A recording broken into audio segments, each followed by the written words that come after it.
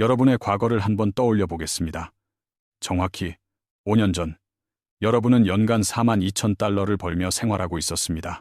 당시 여러분은 작은 아파트에 살면서 중고 혼다 시빅을 몰았고 마음속으로는 7만 달러만 벌면 소원이 없겠다고 생각했었죠. 7만 달러만 있으면 마침내 삶이 편안해지고 숨통이 트일 것만 같았던 그 간절했던 기억이 아마 생생하게 떠오르실 겁니다. 이제 오늘날로 빠르게 시간을 돌려보면 여러분은 그동안 승진도 했고 초과 근무도 마다하지 않으며 더 좋은 직장으로 옮겼습니다. 현재 여러분의 연봉은 7만 8천 달러로 이는 예전에 벌던 금액의 거의 2배에 가까운 놀라운 성취라고 할 수 있죠. 덕분에 더 좋은 아파트로 이사했고 새 차도 뽑았으며 예전보다 훨씬 더 자주 외식을 즐기며 풍족한 삶을 누리고 있습니다. 그런데 이상하게도 여러분은 지금 돈 때문에 행복하지 않은 이유에 대한 영상을 보며 예전과 똑같은 경제적 스트레스를 느낍니다. 솔직히 자신에게 정직해진다면 어쩌면 42,000달러를 벌던 그때보다 지금이 훨씬 더 스트레스가 심하다고 느낄지도 모릅니다.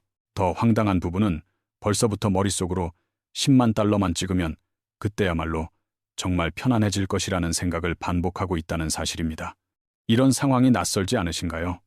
제 이름은 바비이며 저는 왜 더 많은 돈이 결코 충분하게 느껴지지 않는지에 대해 연구합니다. 소득 목표를 계속 달성해도 정서적으로는 매번 제자리 걸음이거나 통장 잔고만큼 경제적 성공을 느끼지 못하는 분들이 계실 겁니다. 만약 이 이야기가 여러분의 상황과 비슷하다면 구독 버튼을 눌러주시고 이 영상이 도움이 된다면 좋아요를 꼭 눌러주시길 바랍니다. 여기서 중요한 점은 여러분이 겪고 있는 이 증상이 결코 개인적인 실패나 돈 관리 능력이 부족해서 생기는 것이 아닙니다. 여러분이 감사할 줄 모르는 사람이라서 그런 것도 아니고 단순히 더 열심히 일해서 돈을 더 벌어야 해결될 문제도 아닙니다.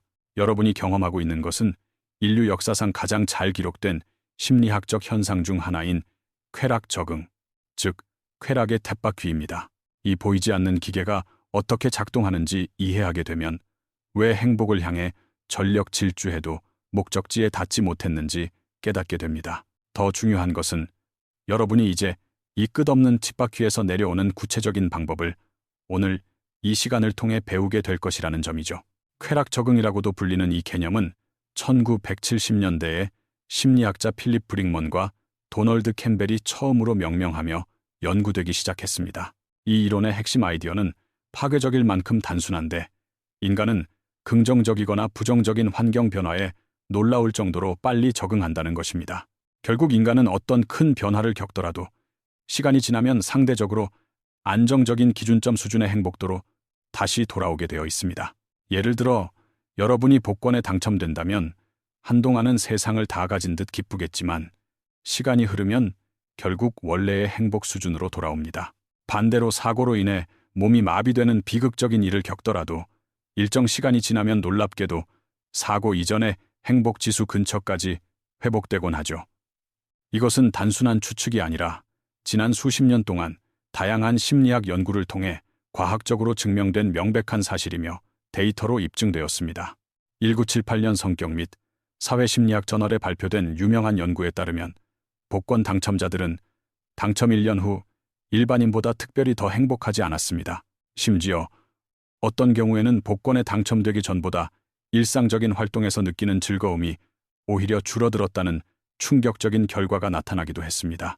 인생을 바꿀 만큼의 엄청난 돈을 거머쥔 사람들이 아무것도 당첨되지 않은 평범한 사람들보다 소소한 행복을 덜 느끼게 된 셈입니다. 이것은 결코 가난의 문제가 아니라 우리 뇌가 자극에 반응하고 적응하는 방식에서 기인하는 일종의 두뇌 메커니즘의 문제라고 볼 수 있습니다. 대부분의 사람들이 깨닫지 못하는 사실은 여러분의 뇌가 모든 임금 인상과 승진, 그리고 경제적 업그레이드 때마다 이 프로그램을 실행한다는 점입니다. 적응에 걸리는 시간은 사람마다 다르지만 긍정적인 경제적 변화의 경우 뇌가 새로운 환경에 익숙해지는데 보통 3개월에서 6개월이 걸립니다. 1월에는 정말 대단하게 느껴졌던 6만 달러의 연봉이 7월쯤 되면 그저 매달 들어오는 당연하고 평범한 월급으로 느껴지게 되는 것이죠. 전시장에서 막 끌고 나왔을 때 세상을 다 얻은 기분을 선사했던 새 차도 8개월만 지나면 그저 출퇴근용 이동 수단일 뿐입니다. 여러분의 뇌는 특정 상태의 감동을 유지하도록 설계된 것이 아니라 새로운 자극에 빠르게 적응하고 끊임없이 더 나은 것을 찾도록 설계되었습니다. 이제 제가 몇 가지 흥미롭고도 조금은 당혹스러운 통계 수치들을 공유해 드릴 테니 이 숫자들이 말하는 진실에 귀를 기울여 보시기 바랍니다. 2010년 프린스턴 대학교의 다니엘 카너먼과 앵거스 디터는 45만 건 이상의 응답을 분석하여 소득과 행복의 상관관계를 면밀히 조사했습니다. 연구 결과 정서적 웰빙은 소득에 따라 상승하지만 연봉 7만 5천 달러 수준에 도달하면 그 이후부터는 행복도의 상승이 멈추는 것으로 나타났습니다. 물론 이 연구가 오래되었고 물가 상승을 고려하면 지금의 7만 5천 달러는 예전만큼의 가치가 아니라고 생각하실 수도 있겠지만 핵심은 같습니다.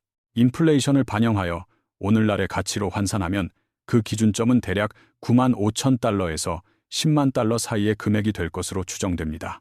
최근 2021년 와튼스쿨의 매튜 킬링스워스 연구에 따르면 소득이 그 기준점을 넘어도 행복이 증가하긴 하지만 증가폭은 현저히 줄어듭니다.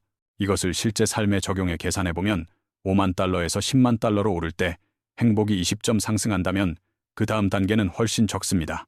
10만 달러에서 20만 달러로 연봉을 2배나 올렸음에도 불구하고 여러분이 추가로 얻는 행복 지수는 겨우 5점이나 6점에 불과합니다. 소득은 2배로 늘었지만 스트레스와 노동시간도 함께 늘어났기에 정서적 보상은 고작 4분의 1 수준으로 떨어진 셈입니다. 이것은 경제학의 한계, 효용 체감의 법칙이 여러분의 인생 전체에 그대로 적용되고 있다는 사실을 아주 명확하게 보여줍니다. 하지만 누구도 여러분에게 더 열심히 일하고 돈을 쌓으라고만 할 뿐, 이러한 심리적 진실에 대해서는 제대로 말해주지 않습니다. 금융산업 시스템은 여러분이 씹박히 위해서 더 빨리 달리도록 유지하는 데에 막대한 이해관계를 가지고 여러분을 계속 자극합니다. 만약 여러분이 목적지가 존재하지 않는다는 사실을 깨닫고 멈춘다면 그들은 더 이상 여러분에게 콘텐츠와 상품을 팔 수 없기 때문이죠.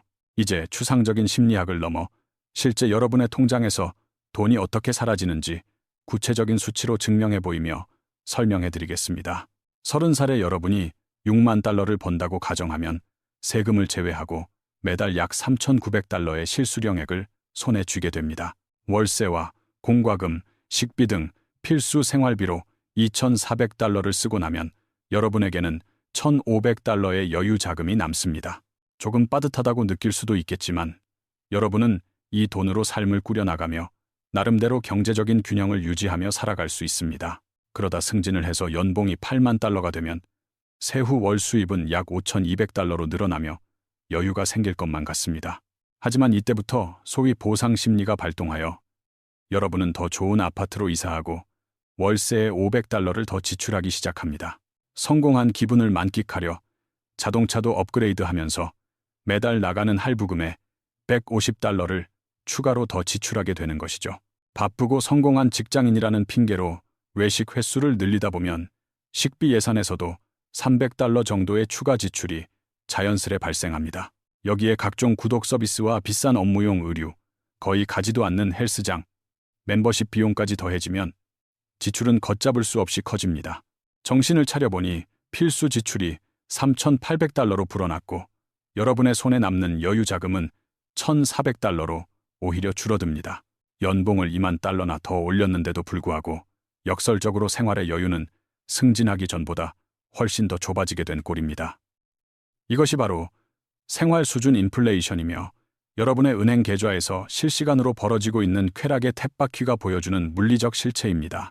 2023년 뱅크 오브 아메리카 보고서에 따르면 연봉 10만에서 15만 달러를 버는 미국인의 52%가 하루 벌어 하루 산다고 답했습니다. 상위 20%의 소득을 올리면서도 매달 경제적 스트레스를 받는 이 현상은 비단 고물가 지역에만 국한된 이야기가 아닙니다. 2022년 설문조사에서도 연봉 20만 달러 이상의 고소득자 중 36%가 스스로를 페이점 투 페이점 상태라 정의했습니다. 어느 시점이 되면 경제 상황을 탓하기보다는 우리 내면에 깊게 자리 잡은 소비 심리학을 진지하게 들여다봐야만 합니다. 이들은 삶을 유지할 능력이 없는 사람들이 아니라 가용 자원이 늘어날 때마다 삶의 규모를 그만큼 확장해버린 사람들입니다. 바퀴 위에서 최대 속도로 달리며 몇 번의 임금 인상만 더 있으면 평안에 도달할 것이라 굳게 믿고 있는 중이죠. 하지만 쳇바퀴에는 결승선이 존재하지 않으며 목적지 없이 계속해서 달리기만 하도록 설계되어 있다는 것이 핵심입니다. 아마 여러분은 그렇다면 더 이상 나은 삶을 원하지 말고 평생 수도승처럼 금욕하며 살아야 하느냐고 반문하실 수도 있습니다. 하지만 제 대답은 아니오이며 이 대목에서 대부분의 금융 콘텐츠가 놓치고 있는 아주 미묘하고 중요한 차이를 논의해야 합니다. 우리의 목표는 욕망 자체를 제거하는 것이 아니라 무의식적인 반응이 아닌 의도적으로 무언가를 원하는 능력을 갖추는 것입니다. 단순히 남들이 하니까 따라하는 업그레이드와 본인이 진정으로 가치를 두는 공간을 위해 집을 넓히는 것은 완전히 다릅니다. 전자는 외부의 기대에 맞추어 무의식적으로 적응하는 것이고 후자는 자신의 가치관에 정렬된 의식적인 소비라고 할 수 있습니다. 쾌락의 쳇바퀴는 더 많은 것이 더 좋은 것이고 업그레이드가 곧 행복이라는 잘못된 가정을 바탕으로 자동 실행됩니다. 여러분의 현재 모습은 과거에 여러분이 그토록 쫓았던 것들에 이미 적응해버렸고 이제는 또 다음 단계를 갈구합니다.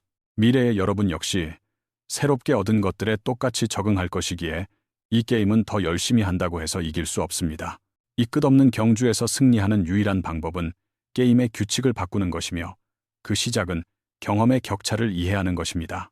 연구자들은 여행이나 콘서트, 새로운 기술 배우기 같은 경험적 구매가 물건 구매보다 훨씬 지속적인 행복을 준다는 것을 발견했습니다. 첫째로 경험은 물리적 객체가 아니라 기억으로 존재하기 때문에 물건처럼 시간이 지난다고 해서 쉽게 무뎌지거나 적응되지 않습니다. 소파에 적응하는 것처럼 추억에 적응할 수는 없으며 경험은 시간이 흐를수록 우리 마음속에서 더 아름답게 정제되곤 합니다. 둘째로 경험은 종종 타인과의 사회적 연결을 포함하며 이는 인간의 웰빙을 예측하는 가장 강력한 지표 중 하나로 작용합니다. 셋째로 경험은 소유물과 달리 여러분의 정체성 그 자체가 되며 여러분이 겪은 모험과 도전이 곧 여러분을 정의하게 됩니다. 여러분은 여러분이 타는 자동차나 시계 혹은 아파트의 평수가 아니라 여러분이 들려줄 수 있는 이야기 그 자체인 셈입니다. 2014년 심리학 회지에 발표된 연구는 경험을 기다리는 과정 자체가 물건을 기다릴 때보다 훨씬 더 큰 행복감을 준다고 밝히고 있습니다. 경험을 통해 얻는 긍정적인 감정은 물건을 샀을 때보다 훨씬 오래 지속되며 그 과정에서 얻은 추억은 삶의 질을 근본적으로 높여줍니다. 경제적인 관점에서 봐도 경험은 종종 사람들이 무심코 선택하는 물질적 업그레이드보다 훨씬 저렴하면서도 가치 있는 투자입니다. 친구들과 함께하는 주말 캠핑은 $200면 충분하지만 그 캠핑을 핑계로 산 $4만 달러짜리 자동차는 여러분의 지갑을 갉아먹습니다.